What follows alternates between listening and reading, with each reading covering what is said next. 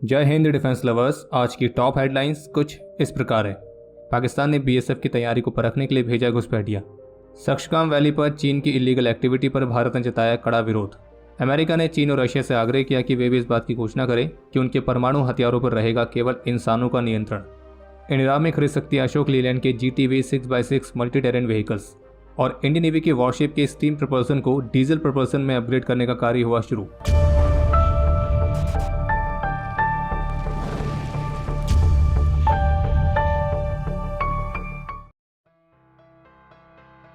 BSF officials की तरफ से दी गई जानकारी के मुताबिक कल रात को जम्मू में भारत पाकिस्तान अंतर्राष्ट्रीय सीमा के पास बीएसएफ के अलर्ट ट्रूप्स ने पाकिस्तान की घुसपैठ की कोशिश को नाकाम किया है। रिपोर्ट के मुताबिक कल रात को सांबा बॉर्डर एरिया के पास कुछ सस्पिशियस मूवमेंट को ऑब्जर्व किया गया था।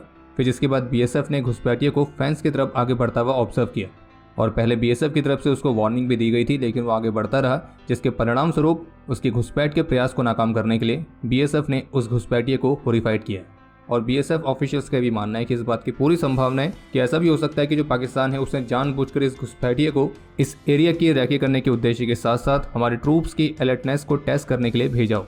और घटनास्थल के पास तटबंध में गैप है और यहाँ पर एक गेट भी है जो कि आमतौर पर बंद रहता है। और जो ये पाकिस्तानी घुसपैठिया था उसने सीमा का उल्लंघन करने का प्रयास किया। और इस बात की भी संभावना है कि सीमा पार से और भी लोग इसको फॉलो कर रहे थे, लेकिन वे सैनिकों को दिखाई नहीं दे रहे थे। यानी कि इस बात का पूरा संदेह है कि जो घुसपैठिया है ये पाकिस्तान की घुसपैठ वाली योजना का हिस्सा था। और इस तरह की टैक्टिक्स अक्सर पाकिस्तान द्वारा बॉर्डर पर एम्प्लॉय की जाती है। और इसलिए ऐसा भी हो सकता है कि अगर ये घुसपैठ करने में कामयाब हो जाता तो बाकी के जो घुसपैठिए इसको ऑब्जर्व कर रहे होंगे तो वो भी सेम टैक्टिक का इस्तेमाल करते घुसपैठ करने के लिए। लेकिन बीएसएफ के अलर्ट ट्रूप्स ने इस पाकिस्तानी घुसपैठिए को ढेर कर दिया। और बाकी जहाँ तक इस घटना से पाकिस्तान को संदेश चला गया होगा कि भारत के सोल्जर्स हमेशा अलर्ट मोड पर हैं और सीमा पार से जो तारों के नीचे से आने का प्रयास करेगा तो उसको केवल एक ही चीज़ मिलनी है और वो है मेड इन इंडिया बुलेट। इसके अलावा एक और अपडेट है कि आज 2 मई को काउंटर इंटेलिजेंस कश्मीर ने एक हार्डकोर रेडिकलाइज्ड इंडिविजुअल को गिरफ्तार किया है, जिसकी पहचान वसीम अहमद शेख के तौर पर हुई है और ये बदगाम का रहने वाला है, जो कि पाकिस्तान बेस्ड टेररिस्ट हैंडलर्स के बहकावे में आके आतंकी संगठनों को ज्वाइन करने के लिए निकला था।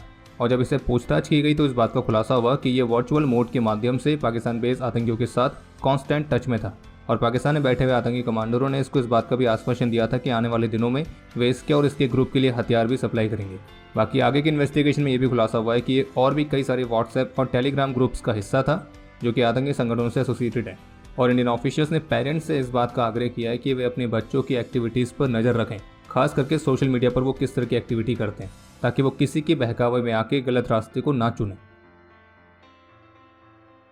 चीन सक्शगाम वैली में इलीगल तरीके से कंस्ट्रक्शन एक्टिविटीज़ को कंडक्ट कर रहा है, तो भारत ने चीन की इस चिंदी हरकत पर अपना कड़ा विरोध जताया है और जिसे इलीगल तरीके से ग्राउंड सिचुएशन को बदलने का चीन का एक और प्रयास बताया। और इसी पर कमेंट करते हुए आज गुरुवार को भारतीय विदेश मंत्रालय के प्रवक्ता का साफ कहना है कि सक्शगाम वैली भारत का हिस्सा है और भारत ने कभी भी so called China Pakistan boundary pact of 1963 को स्वीकार नहीं किया, जिसमें पाकिस्तान ने अवैध रूप से इस क्षेत्र को चीन को सौंपने का प्रयास किया है। और हमने लगातार इसके प्रति अपनी अस्वीकृति व्यक्त की है और हमने जमीनी स्तर पर तथ्यों को बदलने के अवैध प्रयासों के खिलाफ चीनी पक्ष के समक्ष अपना विरोध दर्ज कराया है। और इसके साथ भारतीय विदेश मंत्रालय का ये भी कहना था कि हम अपने हितों की रक्षा के लिए आवश्यक उपाय करने का पूरा अधिकार रखते हैं। वैसे अगर किसी को सक्शगाम वैली के बारे में नहीं पता है तो उन्हें हम आसान शब्दों में बता देते हैं। जो POK है, पाकिस्तान ऑक्यूपाइड कश्मीर, उसमें 3 मेन रीजंस आते हैं। एक रीज़न है कश्मीर का वो हिस्सा जिसे पाकिस्तान कहता है आज़ाद कश्मीर, जहाँ पे आज़ादी केवल नाम भर की है। दूसरा मेन रीज़न है गिलगिट और बाल्टिस्तान और तीसरा मेन रीज़न है सक्शगाम वैली। और जो ये सक्शगाम वैली है इसे पाकिस्तान ने अपने पिताश्री का माल समझ के चीन को उपहार में देने का प्रयास किया था। हालांकि माना कि ये पाकिस्तान के पिताश्री का ही माल है, लेकिन इसका मतलब ये थोड़ा कि बिना पिताश्री की अनुमति के आप कुछ भी कर दो। और वैसे भी पाकिस्तान के पिताश्री ने पाकिस्तान को अधिकार नहीं दिया है कि कश्मीर के ये हिस्से आप रख लो, बल्कि पूरा का पूरा जम्मू कश्मीर भारत का ही अभिन्न हिस्सा था, है और हमेशा रहेगा। पर खैर, जहाँ तक आप समझ गए होंगे कि सक्शगाम वैली वाला हिस्सा कौन सा है और जिस पर चीन इलीगल तरीके से कंस्ट्रक्शन एक्टिविटीज़ कर रहा है, और इन्हीं एक्टिविटीज़ के खिलाफ भारत ने कड़ा विरोध जताया है। और जैसे कि भारतीय विदेश मंत्रालय ने कहा कि हम अपने हितों को सुरक्षित रखने के लिए सभी जरूरी उपाय कर सकते हैं, तो आप ये भी समझ सकते हैं कि जरूरत पड़ेगी तो भारत की तरफ से और किस तरह के उपाय किए जाने की भी संभावना है। बाकी आज भारतीय विदेश मंत्रालय के प्रवक्ता ने और भी कई महत्वपूर्ण क्वेरीज का रिस्पॉन्स दिया, जैसे कि अभी हाल ही में यूएस मीडिया के अलावा ऑस्ट्रेलियन मीडिया की तरफ से भी कुछ ऐसी रिपोर्ट्स जारी की गई थी जिसमें 2020 में ऑस्ट्रेलिया के कुछ सीक्रेट्स को चुराने के प्रयास के चलते ऑस्ट्रेलिया से भारत के 2 जासूसों को बाहर निकालने की बात की गई थी। तो इन रिपोर्ट्स पर भारतीय विदेश मंत्रालय के प्रवक्ता का कहना था कि इस तरह की रिपोर्ट्स पर हमारे पास टिप्पणी करने के लिए कुछ भी नहीं है और हम इन्हें काल्पनिक रिपोर्टों के रूप में देखते हैं और इसलिए हमारे पास इस पर कुछ टिप्पणी करने के लिए नहीं है। बाकी ऑस्ट्रेलिया के साथ हमारे मजबूत और व्यापक संबंध हैं।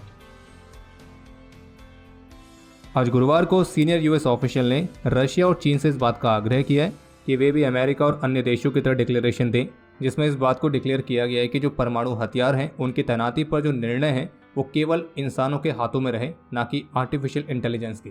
और जो न्यूक्लियर वेपन्स हैं, जो ये परमाणु हथियार हैं, उनकी तैनाती कैसे करनी है, इस बात का निर्णय सिर्फ मनुष्य ही लेंगे। और यूएस ऑफिशियल ने आगे ये भी कहा कि फ्रांस और ब्रिटेन ने भी इसी तरह का किया है और इन दोनों देशों में परमाणु हथियारों की तैनाती और इस पर निर्णय लेने के लिए किसी भी एआई का उपयोग नहीं किया जाएगा। और इसलिए अगर चीन और रशिया भी इस तरह का कदम उठाते हैं तो हम इसका स्वागत करेंगे। और ये कमेंट खास तौर पर Biden administration nuclear weapon policy और एआई के डेवलपमेंट पर चीन के साथ अलग अलग चर्चा करने की कोशिशों के बीच आया है। हालांकि इस पर फिलहाल अभी तक चीन की तरफ से कोई इमीडिएट रिस्पॉन्स देखने को नहीं मिला है। इसके अलावा एक और अपडेट है कि यूएस मिलिट्री की इंफॉर्मेशन यूनिट, जिसका नाम है 4th साइकोलॉजिकल ऑपरेशन ग्रुप, तो उनके यूट्यूब चैनल पर आज एक वीडियो पोस्ट की गई है जिसका टाइटल है घोस्ट इन द मशीन 2। इस वीडियो में जिस तरह की विजुअल्स हैं, जिस तरह की कमेंट्री है, तो इसे यूएस आर्मी के साइकोलॉजिकल वॉरफेयर के लिए एक और उकसाने वाले रिक्रूटिंग एड की तरह देखा जा रहा है, जिसका उद्देश्य यूएस मिलिट्री के साइकोलॉजिकल ऑपरेशंस के लिए नई रिक्रूटमेंट्स को बढ़ावा देना भी है। और जबकि इस वीडियो के रिलीज से पहले द एसोसिएटेड प्रेस के साथ बातचीत में इसको क्रिएट करने वाले यूएस आर्मी के ऑफिशियल ने कहा था कि ये एक रिक्रूटिंग वीडियो है। जी बिजनेस की रिपोर्ट के मुताबिक इंडियन आर्मी अशोक लीलैंड के GTV 6x6 multi terrain vehicles को खरीद सकती है और इस डील की ओवरऑल वैल्यू 2000 से 2500 करोड़ रुपीस के आसपास होगी। और इस तरह के 250 से अधिक व्हीकल्स की आर्मी का रिक्वायरमेंट है, जो कि इंडियन आर्मी की आर्टिलरी गन्स के लिए टोइंग व्हीकल की तरह काम करेंगे। और इस टेंडर में टाटा मोटर्स जैसी बड़ी कंपनीज भी कॉम्पीट कर रही हैं और आने वाले कुछ महीनों में इस डील को अंतिम रूप दिए जाने की संभावना है और जिसके बाद 4 से 5 सालों के अंदर इसे पूरा किया जाएगा। और जबकि जी बिजनेस की रिपोर्ट के मुताबिक इसके बाद आर्मी और नेवी के लिए भी सिमिलर व्हीकल्स के लिए RFI जारी की जा सकती है।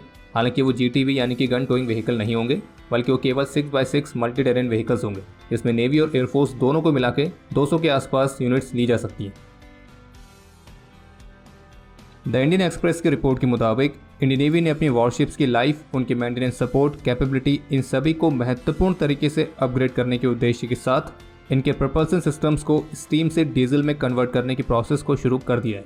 और शुरुआत की गई है ब्रह्मपुत्र क्लास की फ्रिगेट INS ब्यास से और इसके प्रपल्सन सिस्टम को कन्वर्ट करने का जो कार्य है वो अप्रैल के महीने से शुरू हो गया है और इस काम को कोची शिपयार्ड लिमिटेड के कोलैबोरेशन के साथ अंजाम दिया जा रहा है। और पुरानी जनरेशन के स्टीम प्रपल्सन से डीजल प्रपल्सन में कन्वर्ट करने के साथ साथ और भी कई सारे इक्विपमेंट और सिस्टम्स हैं जिन्हें अपग्रेड किया जाएगा। और जो ये मिड लाइफ अपग्रेड प्रोग्राम है तो इसके 2 वर्षों के आसपास कंप्लीट होने की उम्मीद है।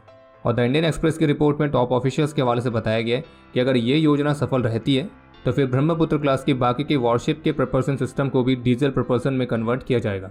और आपको बता दें कि जो ब्रह्मपुत्र क्लास की फ्रिगेट्स हैं उसमें टोटल 3 तरह की फ्रिगेट्स आती हैं, INS ब्यास, INS बेतवा और INS ब्रह्मपुत्र। और इन 3 वॉरशिप्स के अलावा इंडियन नेवी का INS विक्रमादित्य और INS जलाश्व, तो ये 2 और वॉरशिप्स हैं जो कि स्टीम पावर्ड हैं। बाकी वॉरशिप्स के स्टीम प्रपल्सन को डीजल प्रपल्सन में कन्वर्ट करने की जो ये योजना है तो ये वॉरशिप्स की लाइफ और कैपेबिलिटी दोनों को बढ़ाएगी।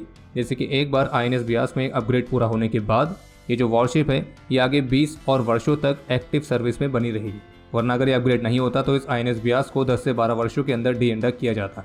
बाकी इस रिपोर्ट के मुताबिक INS ब्यास में कैटरपिलर मरीन डीजल इंजन को लगाया जाने वाला है और ये भी संभावना है कि जो मरीन डीजल इंजन हैं ये स्वदेशी तौर पर भारत में मेक आई कैटेगरी के तहत ही बनाए जाएं। और इतना ही नहीं बल्कि सोर्सेज का ये कहना है कि अगर डीजल इंजन का विकास कार्य सफल रहता है तो फिर नेक्स्ट जनरेशन की कॉर्वेट्स के लिए 30 और इसी तरह के डीजल इंजन के ऑर्डर्स भी प्लेस किए जाएंगे। अब समय है आज के इतिहास का।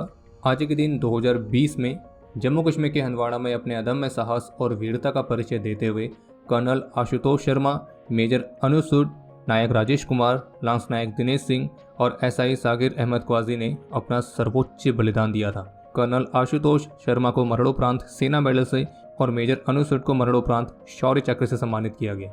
आज के दिन 1999 में असम में अपने अदम्य साहस और वीरता का परिचय देते हुए मेजर रमन दादा वीरगति को प्राप्त हुए थे और इन्हें मरणोपरांत कीर्ति चक्र से सम्मानित किया गया।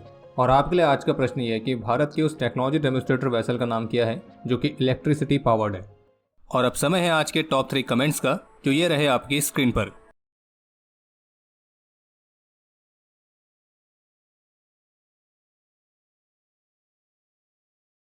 तो हमारे आज के इस एपिसोड के लिए इतना ही। उम्मीद है आपको एपिसोड पसंद आया होगा। पसंद आया तो वीडियो को लाइक जरूर करें। कोई भी सुझाव या सवाल हो तो उसके लिए कमेंट सेक्शन ओपन है। और मिलिट्री से रिलेटेड और भी इंटरेस्टिंग कंटेंट को एक्सेस करने के लिए डिफेंस स्क्वाड की सुपर ऐप को डाउनलोड करना ना भूलें, जिसका लिंक इस वीडियो के डिस्क्रिप्शन में दिया गया है। बाकी अगर आपने अभी तक इस चैनल को सब्सक्राइब नहीं किया है तो सब्सक्राइब जरूर करें।